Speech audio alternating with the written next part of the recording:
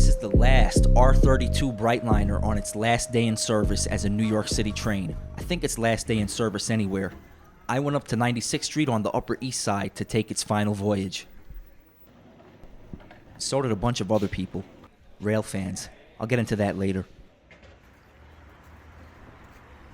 So these stainless steel cars with their sleekly, aerodynamically envisaged, chromium-looking horizontal lines were built and put to use by the Budd Company in 1964 at a cost of $500 million. That's $4.5 billion in today's money. Each car cost $100,000 back then. That's $1 million in today's money.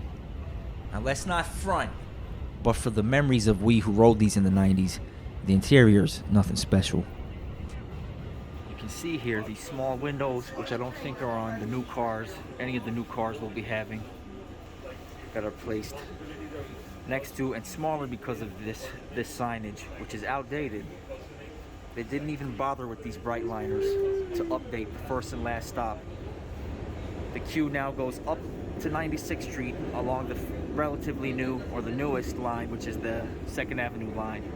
But nobody thought they should bother to update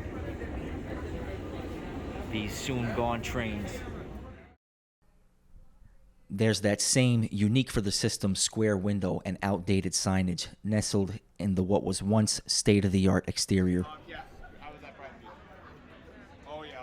How sleek and futuristic these must have looked at the time that they were new never occurred to me until all the hubbub about them going out of service. So here we are at 96th Street on the Upper East Side, in the only few years old and yet to be completed 2nd Avenue line, as Railfans await and document the arrival of the final R32 on its last voyage to Brooklyn.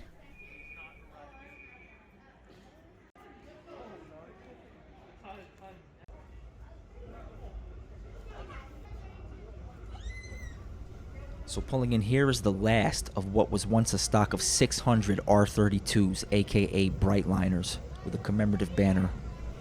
And everyone's excited to get a final gander at this honestly ugly. I think they decorated this train with some retro transit insignia that hadn't typically been used in recent years. So everyone's getting on, taking pictures, trying to find a good seat with a good view. I was foolish to think that getting here any type of early would get me a spot in the front where I could put my GoPro. There was mad people here by the time I got here. There's another one of those outdated signs indicating the last stop is 57th Street. And here's a commemorative flyer taped inside the window. The Railfans here really seemed to know each other, and it was heartwarming to see them commiserate amongst themselves and the crew. Yeah, so this is a rare opportunity to go to 32 2nd Avenue. I wonder if the crew got any official recognition or like a trinket or something for working on this special occasion. Reminds me of the last year of old Yankee Stadium. A friend of mine wanted to take a urinal. I won't name names right now. Anyway, let's embark.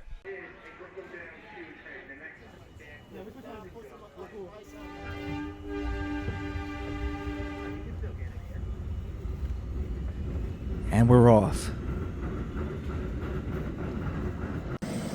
A lot of these Railfans who gathered for this monumentous occasion brought a whole bunch of nice cameras, much nicer than anything I brought. Oh wow, film. Some of these guys packing heavy camera artillery. Others came dressed to the nines in transit attire.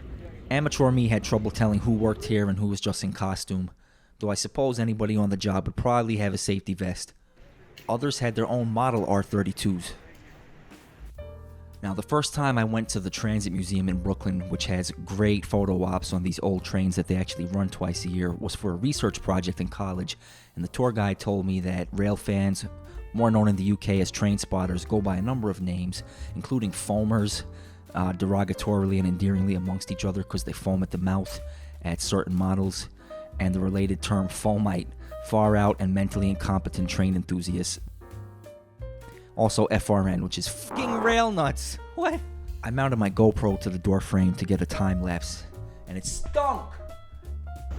Anyway, station after station, we went underground until finally we saw the light at Manhattan Bridge.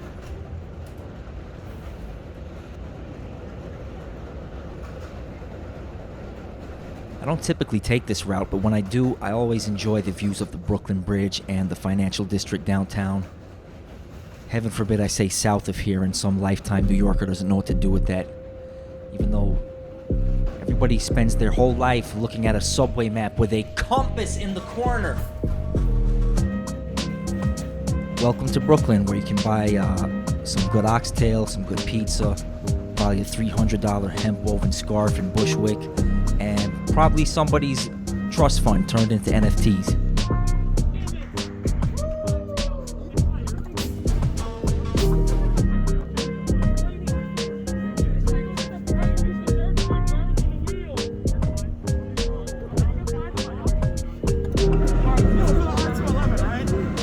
I got no clue.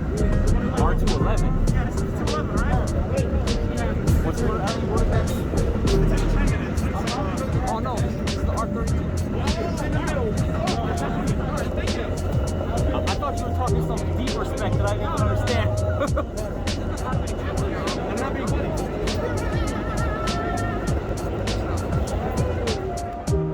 See, I know a thing or two. I'll be a rail nut in no time.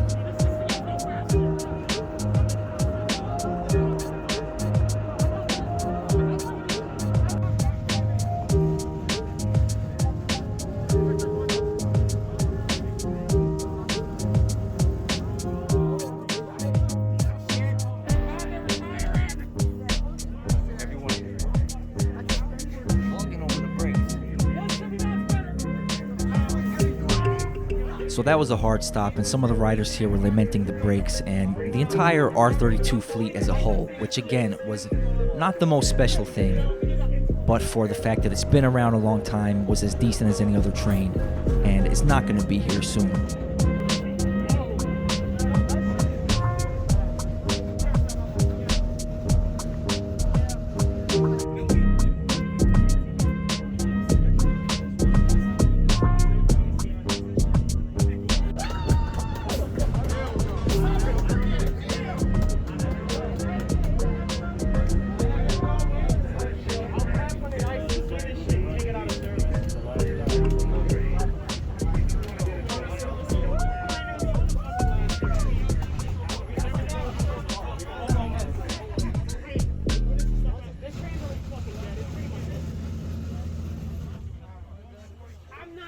I'm not done yet. You asshole, I'm not done yet. I'm not. So the queue, I think, usually goes to Coney Island, but the planned last stop here is Brighton Beach. Oh, that's funny.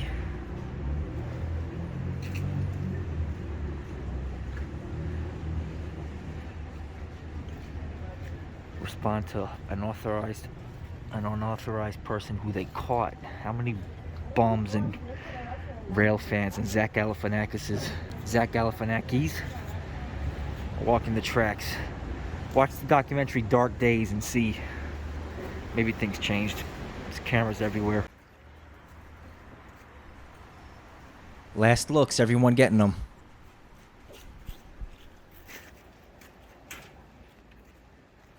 With a more space available car. Oh, I see they blocked off the front so nobody can plant their GoPro or whatever, or hog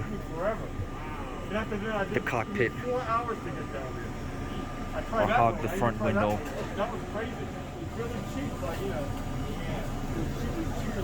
But nobody thought they should bother to update these soon gone trains. So as I've said a couple times, the interiors are kind of dingy, nothing eye-catching or spectacular other than the fact that they seem retro now maybe. And I am going to miss being able to look out the front window and get a great view. Views which aren't available in the 160 and 79 replacements due to the driver having the full width of the forward car at the head. The outside though, which again I hadn't really noticed until all this hoopla about it being the last ride, is really nice, glimmering in the Brooklyn light.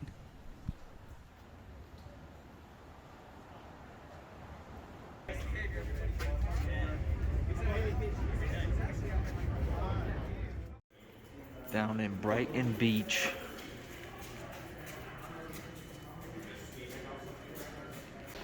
Gonna go up to the actual Coney Island side, get a better shot. Oh yeah.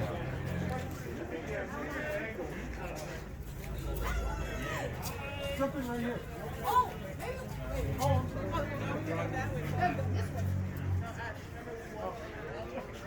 Looks like just on one side they painted the doors blue, the old school way.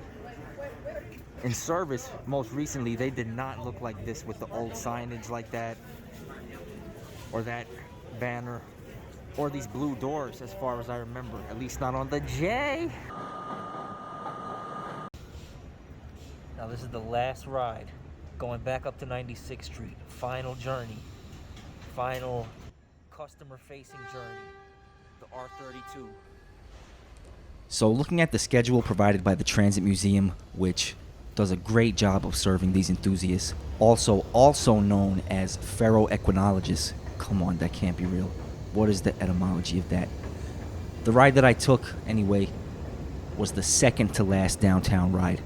This train was departing back to 96th Street to do one more trip back here, but it was a 6:30 departure from 96th Street after this one, so I'm glad that I took the 4 p.m. and got to see the sunset over the river. That's exactly why I took it. So I took the penultimate downtown ride, and what I'm looking at here is the last customer-facing uptown journey of the R32. So that's it. And these, my favorite model, chiclet seats, probably next to go. We'll see.